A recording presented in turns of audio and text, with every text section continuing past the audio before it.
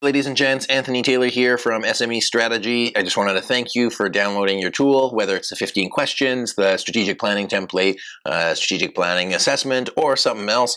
And as an added bonus, I wanted to run through the strategic planning process with you so that you could get the most out of your tool and bring the most value to your organization. So I endeavored to do this in under 15 minutes, so let's do it. So, strategic planning process. When we do it, there's basically 4 components. There's where are we now, where are we going, what is going to get in our way, and what do we need to do to get to where we want to go. In our process, our aligned strategy development process that we do here, there's 3 types of alignment. Alignment with the leadership team, so making sure everybody on the leadership team is on the same page, that's board or leadership. Alignment with the vision and the strategy, and alignment within the whole organization, so top down, bottom up, everybody's on the same page. So the first part of the strategic planning process is getting inputs. Where are we now? That's things like doing an external analysis, whether that's a SWOT or a PESTLE analysis. You need to figure out what's going on outside of your organization as well as inside your organization as you build your strategy. The second input that I would recommend is doing an internal analysis, something like a stakeholder engagement survey or just management team inputs. And that's why a strategic planning session is so valuable. And we even do a survey before all of ours. This is the overview of the strategic planning process. So it starts with the vision, where are we going? Then you'll get there by accomplishing your mission. You'll have goals and objectives along the way that help you accomplish your mission, that help you accomplish your vision. And then the strategies, how are you going to accomplish your goals? And the tactics are the individual pieces to your strategic plan. So creating your strategic plan. Most important piece of this is the vision. Where are we going? The future is uncertain, but we as an organization have an opportunity to create that future. So how do you create a vision that isn't just words? A vision is super valuable to be able to motivate your people and inspire people to want to do more and contribute. So a way to think about it is, if success was a place, how would we know if we got there? Where are we going? Why should we go there? And what is winning? We're creating the future, however long it is from now, and we want to be as descriptive as possible on the outset. So what do you see for your organization in 3 to 5 years, or maybe 10 to 25 years? What's a big goal within that vision that could polarize your team, and ideally that one big target everybody can contribute to? It's really important for them to describe the vision as vividly as possible. So what do operations look like? What does staff look like? What do clients look like? How else does your organization look different? And think of it like a blueprint for a house. That's what you're building. The next piece to this is the mission and the purpose. If you complete your mission, you will move forward towards the vision. Why do you exist? What do you do it for? Who is your main customer? And what do you do for them? It's important to realize that you have to make it simple to understand, no buzzwords, and this is not a marketing exercise. This is at the core foundation of why your organization exists. So the next piece that helps the mission stay together are values within the organization. You can use values or culture, but it's really the DNA of your organization. What do you value currently within the organization? What are the cultures and norms of your organization and of your people? Why are they important? What values are important to them? How would you describe the organization if it were a person, good or bad? What is the way we do things around here if you're explaining it to somebody new? What's not acceptable behavior? It's important for you to recognize that values drive performance. It ties the whole strategy together. So again, you have to align your strategy with your vision and your purpose. If you accomplish your purpose, your mission, and then you will be closer to accomplishing your vision. So here's some risks. What's going to get in our way? Leadership. If you don't have the whole management team on board, it's going to pull back your strategy because they're the ones giving the marching orders to your staff and your employees. Communication. This is the biggest hindrance to a successful implementation, because people don't know what the plan is, they don't know what they're doing, and they're withholding important information that is really crucial to the plan. Resources. If you don't give enough time or money to put something in place, then it's just not going to happen. And then buy-in.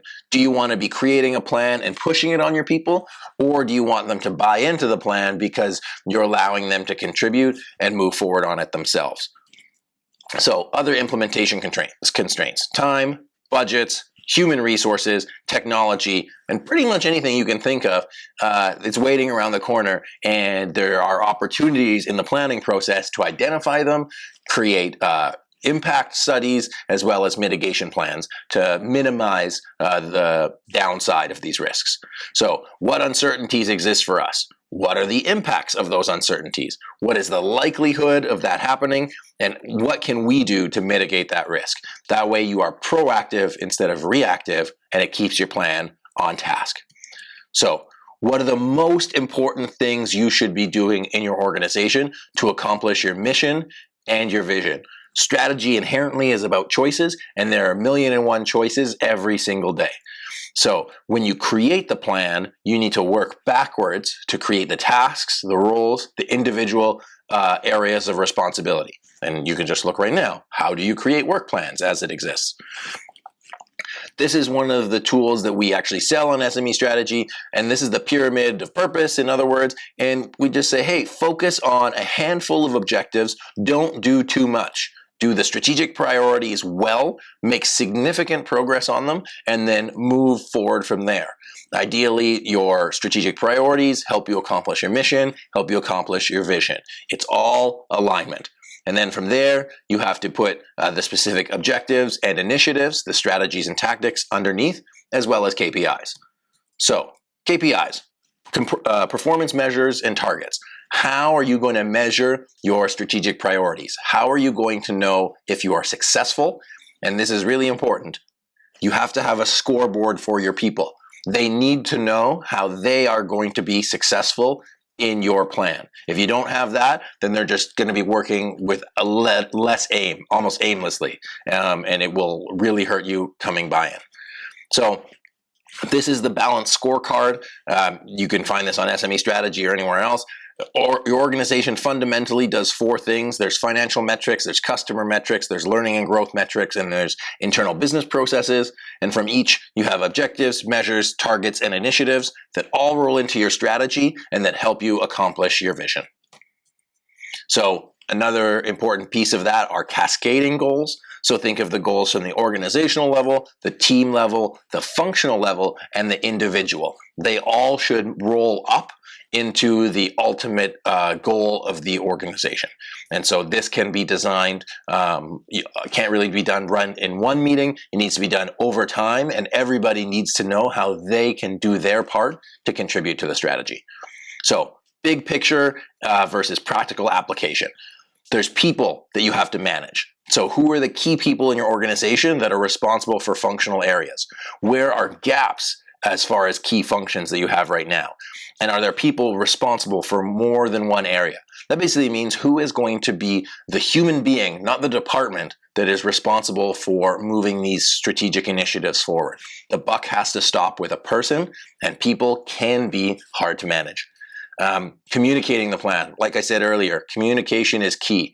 How are you going to share this strategic plan with your organization so everybody can know how to contribute? Keep in mind that different people absorb information in different ways. Words, audio, pictures, whatever works for you, you need to keep the plan top of mind so that people can be aware of where the organization is going and what they need to do to move forward in it. It's all about alignment. If you lose out on some of these pieces, the entire strategy can fall. You need to make sure that the plan is aligned, your people are aligned, and it goes from the top down to the bottom up. And once you get alignment and buy-in, that's when real magic starts happening, and you make really big progress and important progress on your plan and everything that you work on. How do you get alignment? You got to communicate clearly and simply You need to get buy-in, so bring people into the process so they know how they can contribute. You need to match goals and motivation. Think of it from their perspective. Everybody has a different reason to come to work, and that's why we're really passionate about what we do, because we make people's lives better. Your employees will have better lives. It will affect their families and their communities when they can be successful in their work. And to be successful, they need to have the capability to do that. So you gotta give them the tools and the resources they need to succeed. If you give them a plan, but chop block them and don't allow them to be successful, they're not going to be very motivated to come into work and to give it their best. So when the rubber hits the road, you need to align your team and execute the plan. That means getting communication and then working backwards from the vision to build a plan that comes together and is well aligned. Like I said, strategy is about choices, and you just need to pick the most important things that are going to move your organization forward in the most effective way possible. So if you have an aligned plan and you have a clear direction and you keep that top of mind and don't sway from it, you're going to save time, money, and resources. Your people are going to be happier, and you're just going to get more done, which means you're going to have a bigger impact and you're going to help more people. And that's really what it's about. So, happy planning, everyone. I hope you enjoyed this video. I hope it helps you structure your strategic planning process, and I hope it helps you add more value to your customers and anyone that is affected by your business. So it's been Anthony Taylor. I'm the managing partner at SME Strategy, and I really hope this has helped. Have an amazing day and happy planning.